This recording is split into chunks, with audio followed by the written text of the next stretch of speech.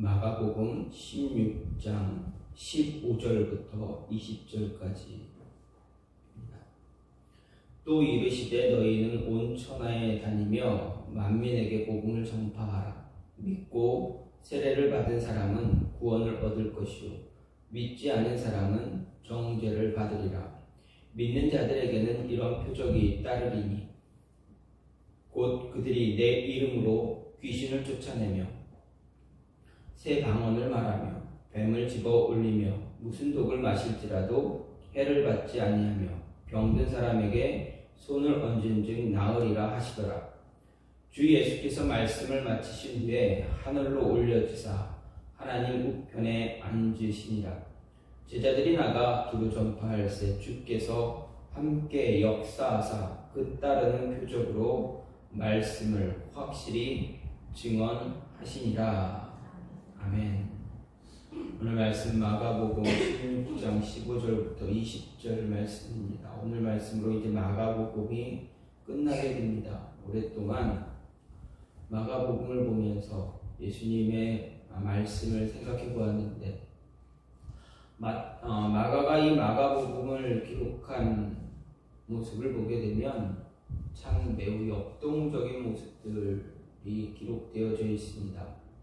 마태나 누가 요한복음보다는 많이 축소되고 압축돼서 기록되어져 있는 그런 모습도 나타납니다. 특히 마지막 부분 16장에 와서는 16장 마지막 부분의 9절 이후의 모습을 보게 되면 마태나 누가 요한복음에 기록된 사실들이 참 많이 생략돼서 압축되고 기록되어 있는 것을 보게 됩니다. 즉 예수님의 부활과 승천 사이에 있었던 아주 중요한 사건만 기록하고 있다라는 것을 알게 됩니다.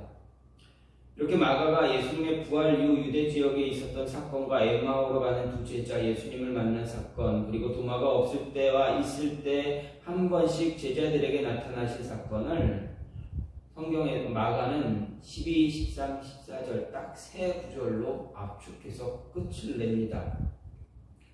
그리고 그 무대가 갈릴리로 옮겨진 후에도 부활하신 예수님께서 갈릴리 바닷가에서 7 제자에게 나타나시고 기적적으로 많은 고기를 잡게 해주시고 베드로를 향해서 그에게 나를 사랑하느냐라고 3번이나 질문을 하셨던 그 모습과 베드로에게 양을 치라라고 3번이나 명령하셨던 그 모습, 요한복음 21장의 내용을 모두 다 생략하고 있습니다. 그리고 곧바로 오늘 본문에 나타나는 예수님의 지상명령, 승천하실 때의 명령을 기록하고 있습니다. 즉 예수님께서 부활하시고 승천하실 때까지의 많은 시간들을 마가는 단 몇 구절로 끝을 냅니다. 마가가 오늘 말씀에서 예수님의 부활에 대한 마가는 오늘 말씀보다 앞선 부분에서 예수님의 부활에 대한 제자들의 불신앙적인 모습을 보여주면서 역설적으로 예수님의 부활의 역사성을 강조하고 있습니다. 그러기 위해서 이렇게 짧게 기록을 하고 있음을 알 수가 있습니다. 이렇게 믿기 어려운 사건임에도 불구하고 부활하신 예수님을 직접 만난 이후 제자들은 예수님으로부터 복음 전파의 명령을 받았습니다. 이 모든 것이 다 역사적인 사실이다라는 것을 강조하기 위해서입니다.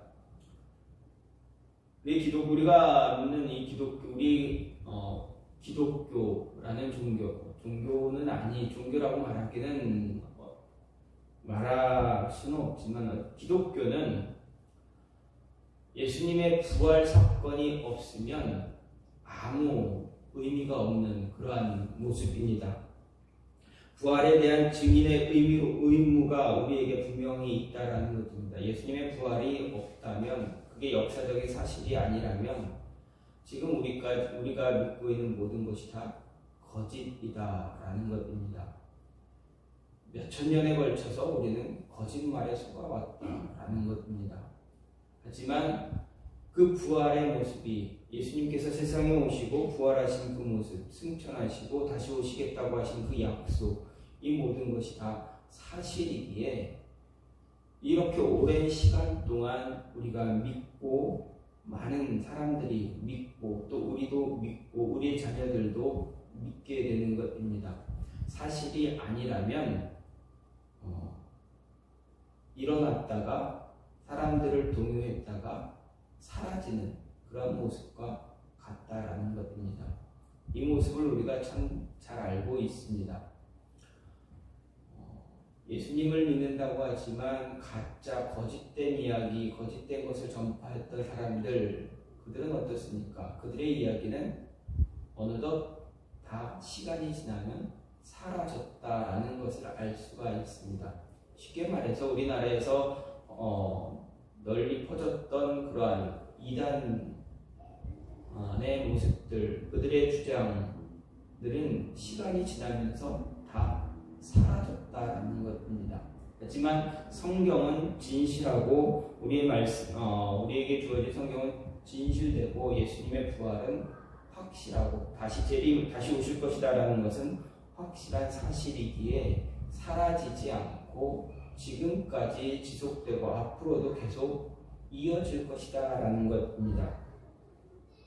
이런 모습에서 예수님께서 제자들에게 마지막으로 승천하시면서 하늘로 올라가시면서 이제 명령하십니다. 부탁이 아닌 명령입니다. 그래서 우리는 이것을 지상 대명령이다, 최후의 명령이다 라고 이야기하기도 합니다. 그 모습이 무엇입니까? 그 명령이 무엇입니까? 바로 온 세상을 다니면서 만민에게 복음을 전하라 라는 것입니다. 그러면 예수님께서, 우리가 생각할 것은 예수님께서 왜 하늘로 올라가시면서 복음을 전하라, 온 세상에 만민에게 누구 하나 빠지지 말고 모든 사람들에게, 특별한 사람들에게만이 아닌 모든 사람들에게 복음을 전하라라고 하신 이유가 무엇일까? 오늘 말씀을 보면서 왜 만민에게 온천하에 다니며 만민에게 복음을 전파하라 하셨는가? 왜 이 명령을 주셨을까라는 것을 생각해 보았습니다. 여러분, 예수님께서 제자들에게 그리고 지금 여러분들에게 왜 복음을 전하라 이야기하셨습니까? 이 질문이 여러분의 마음에 들어온다면 여러분은 무엇이라 대답을 하시겠습니까? 왜 여러분의 입술을 통해서 복음을 세상에 전하라, 사람들에게 왜 예수 그리스도의 이름을 전하라 라고 하셨습니까? 여러분 어떤 답을 주실 수 있습니까? 누군가 물어본다면 왜 당신은 나에게 예수 그리스도의 이름을 전합니까? 예수 그리스도가 당신이 이야기하는 대로 예수 그리스도의 명령이기 때문에 전한다라고 한다면 왜 그 명령을 당신에게 주셨습니까? 라고 한다면 여러분 뭐라 대답을 하시겠습니까? 마가는 이 질문에 대해서 이렇게 대답을 합니다. 새 생명을 주기 위해서 전한다라고 이야기합니다. 16절 말씀을 보게 되면 믿고 세례를 받는 사람은 구원을 얻을 것이요 믿지 않는 사람은 정죄를 받으리라 이렇게 이야기합니다. 즉 믿고 세례를 받았다라고 구원을 얻었다라는 것은 새로운 생명을 얻었다라는 것입니다. 예수님께서 부활하신 후 하늘로 승천하시기 전에 우리에게 흔히 말하는 지상 대명령을 주신 이유, 그것은 왜 예수님이 제자들과 우리들에게 온천하에 다니면서 만민의 복음을 전하라 이 명령하셨는가 할 때 마가는 분명하게 말하는 것이 세상에 새 생명을 주기 위한 것이다 라고 말합니다. 오늘 말씀은 인간의 죄를 해결하기 위해서 예수님께서 십자가에서 죽으시고 부활하셨음을 믿는 자는 모두 구원을 받게 될 것이다 라는 예수님의 말씀으로 이야기합니다. 이 말씀은 전하는 복음을 듣고 믿고 입으로 시인하는 자에게 새 생명이 주어진다라는 이야기입니다. 다시 말해서 구원의 은혜가 임하게 됩니다. 이것을 다른 말로 표현한다면 예수님께서 제자들에게 그리고 우리들에게 복음을 전하라고 명령한 이유, 복음을 듣는 자에게 새 생명을 부여하기 위해서다라는 것입니다. 즉 온 세상에 새 생명을 전해주기 위해서 제자들로 하여금 우리로 하여금 복음을 예수 그리스도의 이름을 전하라 하신 것입니다. 새 생명을 전한다는 것은 바로 구원의 은혜를 전하는 것입니다. 예수님은 자신의 생애 동안 사역을 하시면서 사역을 시작하신 이후부터 온 세상에 새 생명을 전하기 위해서 쉬지 않고 여기저기 이곳저곳을 돌아다니셨습니다. 움직이셨습니다. 하나님 나라의 복음을 전하셨습니다. 그 결과 어땠습니까? 수많은 사람들이 예수님을 따라다녔습니다. 물론 예수님을 따라다닌 사람들 가운데서 자신들의 눈에 보여지는 그런 어떤 모습만 보고 따라다닌 사람도 있었습니다. 눈에 보이는 이적, 표적, 그리고 먹을 것, 이것 정치적인 것, 이것을 바라보면서 따라다닌 사람도 분명 수많은 사람들이 따라다녔습니다. 하지만 그 가운데서도 예수님의 전한 천국 복음을 듣기 위해서 구원의 은혜를 누리기 위해서 따라다닌 사람도 상당수가 굉장히 많았다라는 것입니다. 특히 예수님은 자신이 세상에 오신 이유를 말씀하실 때 무엇이라 말씀하셨습니까? 한 생명이라도 더 구원의 은혜를 베풀기 위해서다라고 말씀하셨습니다. 그리고 그 사역을 성취하기 위해서 제자들에게도 능력을 주시면서 파송하시기도 하셨습니다.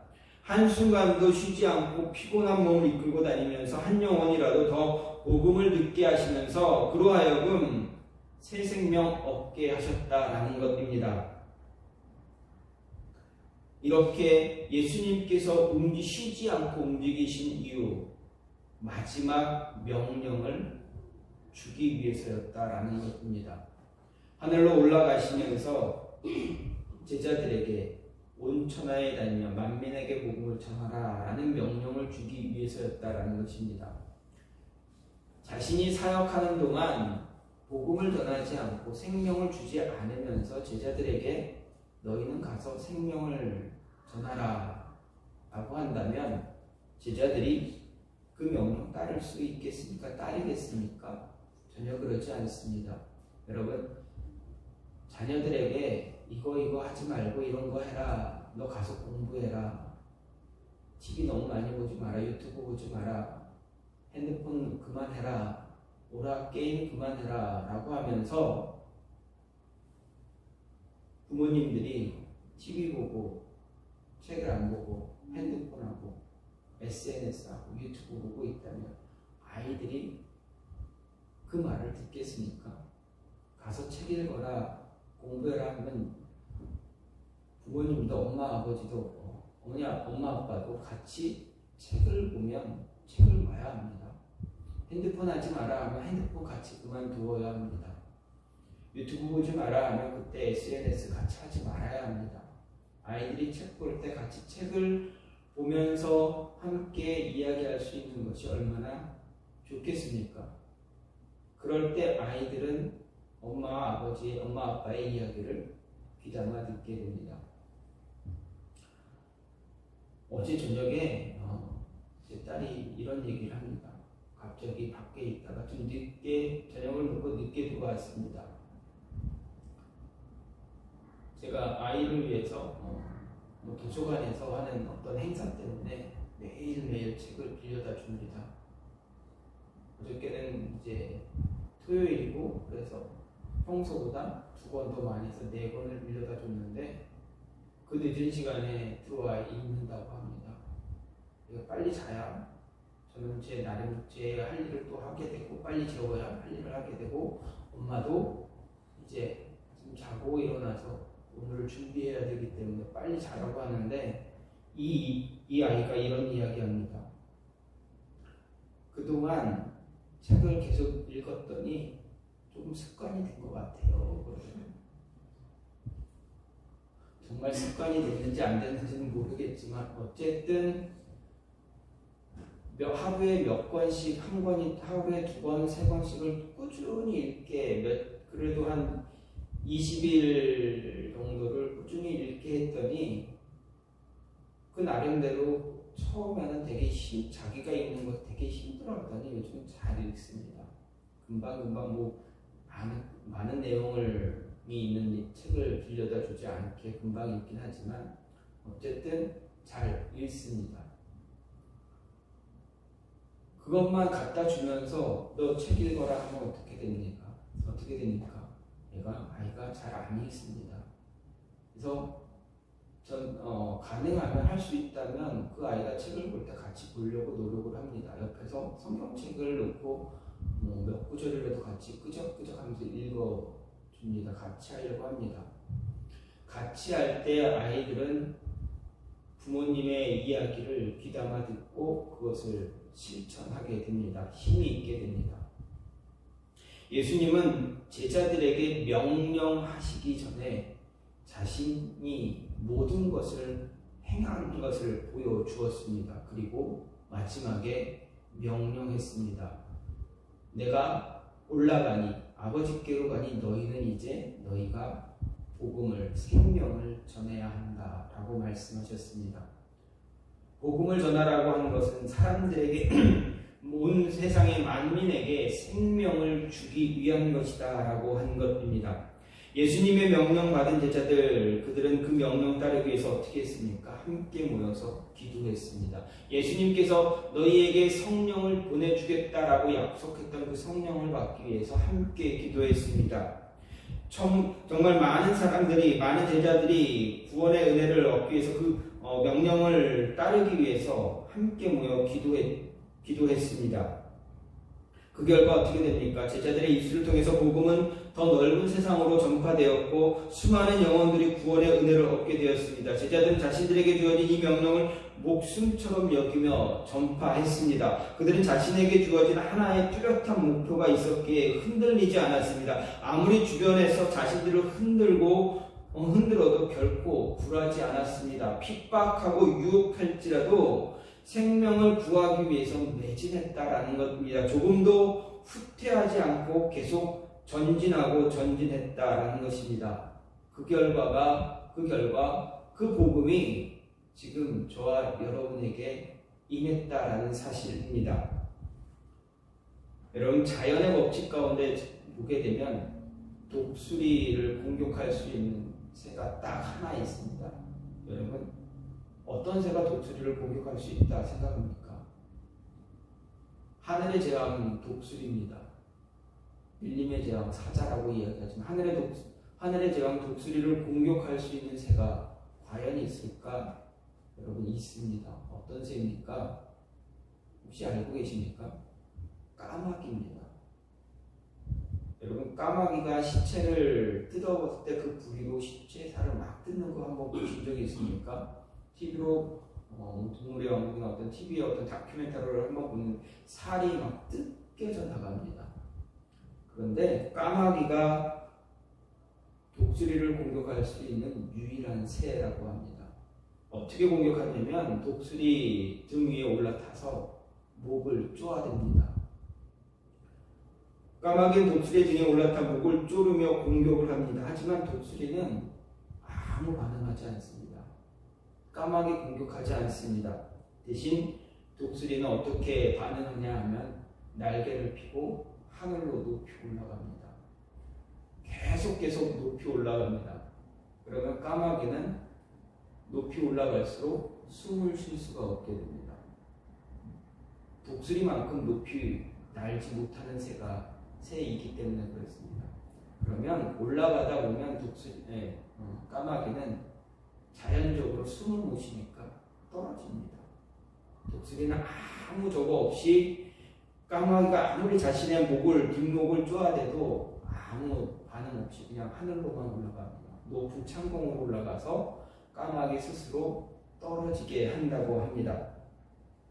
이를 통해서 이 사실을 보면서 생각할 수 있는 것은 예수님이 제자들에게 마지막 명령으로 주신 그 명령을 실천할 때, 새 생명을 전하기 위해서 매진할 때 제자들을 핍박했던 사람들이 굉장히 많았다라는 것입니다. 그들이 복음을 전할 때 유혹했던 유혹의 거리들이 굉장히 많았다라는 것입니다. 하지만 어떻습니까? 결코 새 생명을 전한 제자들에게 아무런 방해거리가 되지 못했습니다. 제자들은 오직 하나의 목표, 예수님의 명령만 생각해서 앞으로 나갔습니다. 아무리 주변에서 그들을 흔들고 목숨을 위협할지라도 상관하지 않고 그냥 갔다라는 것입니다. 독수리가 하늘로 올라간 것처럼, 그래서 까마귀가 스스로 떨어지게 했던 것처럼 제자들로 복음을 전하는데, 예수님이 명령하신 그 복음을 전하는데 새 생명을 전하기 위해서 끊임없이 나갔더니, 전진했더니 어떻게 됩니까? 그들을 핍박했던 사람들, 사탄의 유혹들 어떻게 됐습니까? 다 스스로 떨어져 나갔다라는 것입니다. 그렇기 때문에 그 복음이 저와 여러분에게도 주어지고 있습니다. 예수님이 제자들에게 마지막으로 주신 새 생명을 전하라는 이 명령, 지금 우리에게도 주어진 명령입니다. 새 생명 전하기 위해서 우리는 우리에게 주어진 길을 가야 합니다. 까마귀는 우리의 길에도 분명히 존재합니다. 이 까마귀는 우리에게 어떤 사람이 될 수도 있고 우리 앞에 놓여져 있는 문제가 될 수도 있습니다. 보잘것없는 까마귀 때문에 우리에게 주어진 명령을 놓치지 말아야 된다라는 것입니다. 우리의 삶과 꿈과 미래가 흐려지게 하지 말아야 합니다. 우리의 꾸준하고 멋진 행동으로 우리 앞에 놓여져 있는, 우리 주변에 있는 까마귀들 다 내쫓을 수 있는 그런 모습이 저와 여러분에게 있기를 간절히 소망합니다.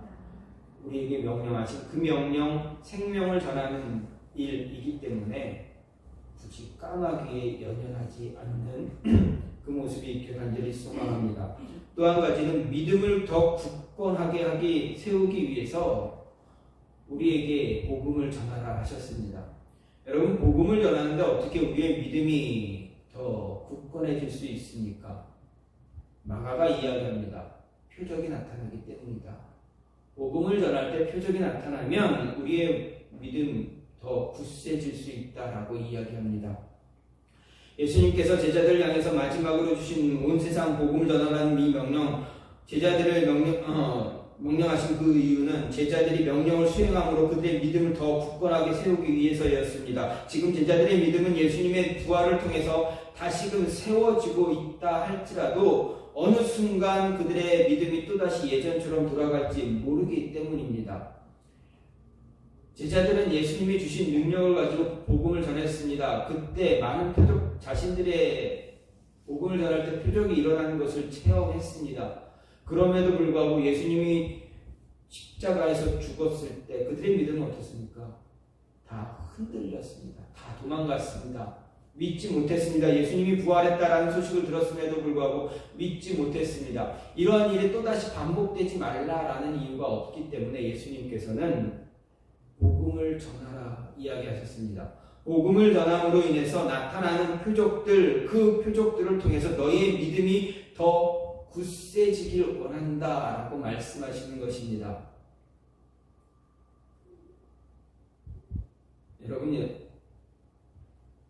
여러분이 예수 그리스도 복음을 전할 때, 예수 그리스도의 이름을 전할 때, 또 누군가를 위해서 기도를 부탁했던 사람들을 위해서 함께 믿음 생활하는 사람들의 기도로 중보한다고 하죠. 중보 기도를 통해서 그들의 문제가 해결되어지고 정말 간절하게 해결하고 싶었던 문제가 해결되어지고 어떤 기도의 응답이 일어나고 또 여러분의 기도로 인해서 귀신 들린 영혼이 회복되고 여러분이 기도하고 함께 손을 얹어서 기도함으로 인해서 아픈 사람의 그 병자의 병이 낫게 되고 그런 모습이 나타나면 치유의 역사가 일어나게 된다면 여러분의 믿음이 흔들리겠습니까? 흔들리지 않을 겁니다. 표적이 나타나게 되면 그 표적 때문에 우리의 믿음은 어떻습니까? 더 굳세지게 됩니다. 잘못하면 교만해질 수도 있습니다. 그런 교만 때문에 예수님의 말씀을 등진 사람들이 얼마나 많습니까? 어쨌든 표적이 나타나면 믿음은 더 굳세어질 수밖에 없습니다. 흔들리지 않게 됩니다. 사람들이 찾아와서 기도해달라 이야기할 것입니다. 예수님은 이 모습 때문에 제자들에게 너희가 너희의 믿음을 더 굳세게 하기 위해서 흔들리지 않게 하기 위해서 복음을 전하라, 나의 이름을 전하라 라고 이야기하고 계시는 것입니다. 근데 꼭 이런 모습, 예수님께서 오늘 마가가 17절 18절에서 말했던 그 표적, 즉 내 이름으로 귀신을 쫓아내고 새 방언을 말하고 뱀을 집어 올리고 무슨 독을 마셔도 해를 받지 않고 병든 사람에게 손을 얹었을 때 낫는 그런 표적만 진짜 표적이냐? 이런 표적은 필요한 곳에는 나타납니다. 하지만 이 표적이 굳이 필요하지 않은 곳에서는 나타나지 않기도 합니다. 예전에 제가 군대에 있을 때 같이 복무했던 사람에게 군종에게 같은 이런 이야기를 들었습니다. 자신이 어떤 경험에 자신이 들은 이야기다 하면서 이야기를 전해줬습니다. 한 선교사님이 러시아로 선교를 갔다고 합니다. 복음을 열심히 전했습니다. 그러다 보니 필요에 따라서 병도 고쳐야 돼. 병 고쳐달라고 기도도 해야 되고 이런저런 많은 기도가 필요했다라고 합니다. 그래서 기도하고 복음을 전하고 기도하고 말씀을 가르치고 하다 보니 표적이 나타났다고 합니다. 병든 자가 고침을 받고 기도했더니 잘 걷지 못했던 사람들이 잘 걷는 그런 역사가 일어났다고 합니다. 그래서 자신에게 신유의 은사가 주어진 줄 알고 너무 기뻤다고 합니다. 그래서 열심히 그곳에서 선교지에서 선교를 하다가 한국으로 들어왔습니다. 들어오고 자신이 그 능력을 발휘하기 위해서 또다시 집회에서 그런 기도를 했습니다. 그런데 공교롭게도 아무런 현상이 나타나지 않았다고 합니다. 왜 그렇겠습니까? 복음을 전할 때 하나님께서 필요한 곳에 그 능력이 나타나게 하십니다. 지금도 외지에서 아프리카나 또 어떤 오지에서 기도할 때 기도의 역사대 기도한 대로 역사가 일어나는 곳도 있습니다. 정말 바울과 같은 베드로와 같은 그런 능력, 성령의 능력을 가진 자가 아닐지라도 기도할 때 능력이 나타나기도 합니다. 우리나라에서도 초창기에 기독교 50년대, 60년대, 70년대는 이런 일들이 참 많이 일어났음을 우리가 들었습니다. 그런데 지금은 어떻습니까? 그때는 일어났던 성령의 역사가 지금은 안 일어나는 성령의 역사가 능력이 일어나냐? 그렇지 않다라는 것입니다. 또 다른 꼭 그 표적만이 아니라 다른 표적으로 우리에게 주어지고 있다라는 것입니다. 또 다른 표적, 어디서나 동일하게 공통하게 나타나는 표적이 무엇입니까? 분명히 있습니다. 그렇기 때문에 우리가 복음을 전합니다. 그 표적이 무엇입니까? 복음을 전할 때 우리의 복음 듣고 우리가 전하는 복음을 듣고 한 영혼이 변화되는 표적입니다. 우리가 복음을 전합니다. 정말 저 사람이 예수님 믿을까? 저 사람도 예수님을 믿을 수 있을까? 하는 사람들에게 우리는 주어진 명령이니 전합니다. 그런데 생각도 안 했던 그 영혼이 예수님께 나오기도 하고 그 영혼이 예수님의 말씀을 듣고 복음을 듣고 말씀을 배우고 함으로 인해서 변화되고 성장하는 그런 모습을 보게 됩니다. 믿음의 성장을 이루게 믿음이 더 확고해지고 세워지고 굳건해지는 모습을 보게 됩니다. 교회에서 또 자신에게 주어진 일을 너무나 잘 감당하는 그런 사람도 보게 됩니다. 이것이 바로 표적이다라는 것입니다. 제 아내의 친구분 한 분이 과거에는 예수님을 믿지 않았다고 합니다. 그런데 결혼하고 살다 보니 자신이 사는 곳 그 근처에서 복음을 전해 듣고 예수님을 믿게 됐다 합니다. 그런데 젊었을 때는 안 믿었던, 어렸을 때는 안 믿었던 그 복음을, 예수님을, 그 복음을 듣고 나서 고백하기를, 이 좋은 이야기를, 이 좋은 소식을 왜 나한테 너희는 이야기하지 않았어? 라는 이야기를 했다고 합니다. 이것이 바로 우리에게 나타나는, 늘 어디서나 나타나는 동일한 표적입니다.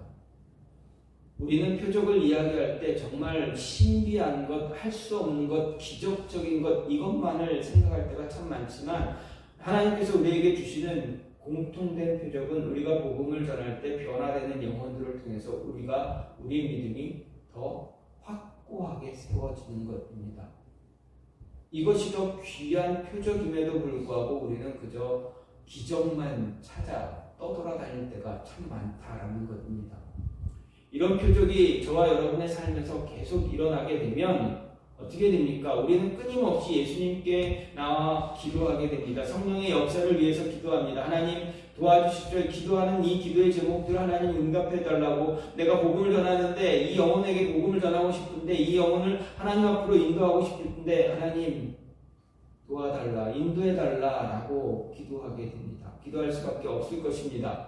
왜 그렇습니까? 그 표적을 경험해서 더 큰 믿음의 소유자가 되어지기 때문에 그렇습니다. 그래서 바울은 무엇라 이야기합니까? 씨를 뿌리고, 나는 씨를 뿌렸고 아볼로는 물을 주었고 자라게 하시는 이는 따로 있다. 우리는 복음을 전합니다. 그리고 물을 줍니다. 그리고 자라게 하시는 분은 따로 계십니다. 우리가 씨를 뿌리고 물을 주었던 그것으로 인해서 영혼이 변화되고 자라나고 더 커지게 되고 성장하는 것을, 그 모습을 보면서 우리의 믿음은 어떻게 됩니까? 더 확실해지게 됩니다. 우리가 믿는 예수님, 우리가 믿는 하나님 진짜구나 라는 것을 알게 된다라는 것입니다. 복음을 전하라고 하신 이유는 우리의 믿음을 더 굳게 하기 위해서다라는 것, 그래서 우리에게 명령을 주신 것입니다. 마지막으로 어떤 상황에서도 우리가 혼자가 아님을 경험하게 하기 위해서 복음을 전하라 말씀하셨습니다. 즉 우리와 동행해 주심으로 인해서, 제자들과 동행해 주심으로 인해서 더 하나님을 의지하게 만들기 위해서 복음을 전하라 말씀하셨습니다. 20절 말씀을 보면 제자들이 나가 두루 전파할세 주께서 함께 역사하사 그 따르는 표적으로 말씀을 확실히 증언하시니라, 이렇게 마가가 기록하고 있습니다. 예수님은 승천하시면서 제자들에게 온 세상을 다니며 만민에게 복음을 전하라 명령하셨습니다. 이 명령을 제자들에게 그리고 우리에게 주신 이유는 복음을 전할 때 제자들에게 나타날 표적이 있음으로 인해서 더욱 굳센 믿음을 소유할 것을 당부하신 것과 동시에 언제나 제자들과 함께 하실 것이다, 우리들과 함께 하실 것이다 라는 약속을 주신 것입니다. 이 약속은 지금까지 예수님에 의해서 복음이 전파되면 이제부터는 제자들에 의해서 복음이 전파되어야 할 것임을 이야기하고 있습니다. 즉 예수님이 전하던 시대는 지나갔고 앞으로 제자들에 의해서, 저와 여러분들에 의해서 복음이 전해져야 하는 시대가 왔다라는 것입니다. 다시 말해서 이전 시대는 지나갔고 새 시대가 왔습니다. 한 시대가 끝이 나는 동시에 새로운 시대, 새로운 역사의 무대를 향한 첫 걸음이 시작된 것입니다. 따라서 제자들은 성령님과 함께 언제나 동행하게 된다라는 이야기입니다. 예수님의 마지막 명령은 마지막인 동시에 새롭게 시작되는 첫 번째 명령이기도 한 것입니다. 그렇게 첫 번째 명령을 받은 제자들은 성령님과 동행해야 합니다. 그래서 예수님은 예루살렘 떠나지 말고 성령이 그들에게 올 때까지 기다리며 기도하라 말씀하셨습니다. 그래서 마가의 다락방에 수많은 제자들이 모여서 기도했습니다. 시간이 걸렸습니다. 오순절 성령의 역사가 일어날 때까지 많은 시간이 걸렸습니다. 인내하며 기다린 제자가 있는 반면에 인내하지 못하고 돌아간 제자도 분명히 있을 것입니다. 하지만 끝까지 참고 인내하며 기다린 자들은 성령의 체험을 얻었습니다. 그리고 복음을 전했습니다. 복음을 전할 때 따르는 표적도 확인했습니다. 그래서 더욱 복음 전하는 것에 매진하게 됐습니다. 제자들은 예수님의 약속을 믿고 자신들과 동행할 성령을 기다림으로 인해서 자신들과 함께 하심을 경험했다는 것입니다. 복음을 전할 때 성령님의 역사가 함께 한다라는 것, 그것은 우리와 늘 동행하는 분이 계시다라는 것입니다. 제자들은 다시는 과거의 믿음이 없던 그 모습으로 돌아가지 않았습니다. 어떤 핍박이 오더라도 목숨이 당하는 그 순간까지 복음을 위해서 자신에게 주어진 길을 달려갔습니다. 제자들의 이 모습이 지금 우리에게 주어진, 저와 여러분에게 주어진 과제입니다. 우리도 우리와 함께 하시는 성령님과 동행할 수 있는 자가 되어줘야 합니다. 그러기 위해서 복음 전하는 일에 게을리해서 안 된다라는 이야기입니다. 복음 전할 때 우리와 함께 하신 성령의 능력을 경험해야 합니다. 두려움을 이기는 경험을 해야 합니다. 우리와 동행하시고 새로운 힘을 주시는 그 힘을 경험할 수 있어야 합니다. 여러분, 지금 여러분 누구와 함께 하고 있습니까? 누구와 함께 동행하기를 원하고 있습니까? 이런 말이 있습니다. 여러분, 파리를 따라가면 파리는 어디로 갑니까? 파리를 따라가면 파리는 화장실로 가게 됩니다. 본능이기 때문에 그렇습니다. 꿀벌을 따라가면 어디로 갑니까? 꽃이 있는 곳으로 가게 됩니다. 꽃을 만나게 됩니다. 거지를 따라가게 되면 어떻게 됩니까? 같이 구걸하게 됩니다. 지금 누구와 함께 하느냐가 우리의 인생을 결정한다라는 것입니다. 누구와 동행하길 바라고 계십니까? 지금 옆에 누가 함께 하길 원하고 계십니까? 이것이 우리 남은 인생을, 여러분의 인생을 결정해 줄 것입니다. 도전하는 사람과 함께 하면 도전하는 것에 두려워하지 않습니다. 함께 가려고 합니다. 나도 그래, 하면 되지, 해보면 되지, 한 걸음 내디뎌 보는 것을 두려워하지 않습니다. 하지만 변명하는 자와 함께하면 변명만 늘어납니다. 무엇 때문에, 이것 때문에 그런 변명만 늘게 됩니다. 성령님과 동행하는 자와 함께하면 성령님과 동행하는 법을 배우게 됩니다. 여러분, 누구와 함께하길 원하십니까? 예수님께서 마지막으로, 첫 번째로 주신 그 명령, 복음을 전하라는 그 명령, 이유가 무엇입니까? 성령님과 동행하는 법을 배우라는 것입니다. 그 동행의 법을 배우시길 바랍니다. 예수님이 제자들에게 그리고 우리에게 복음을 전하라고 명령해 주신 것은 바로 성령님과 동행하는 법을 가르쳐 주기 위해서입니다. 같이 동행함으로 인해서 여러분이 하나님의 사람, 성령의 사람 되시길 원합니다. 그래서 결코 흔들리지 않는 믿음 붙잡고 그 믿음 세우시면서 여러분의 믿음도 더 굳세지고, 그리고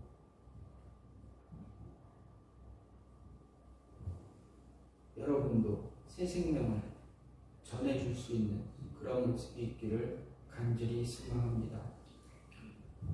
예수님이 우리에게 주신 복음 전하라는 이 명령이 저나 여러분의 삶의 가장 위대한, 가장 큰, 가장 첫 번째 되는 목표가 되길 원합니다.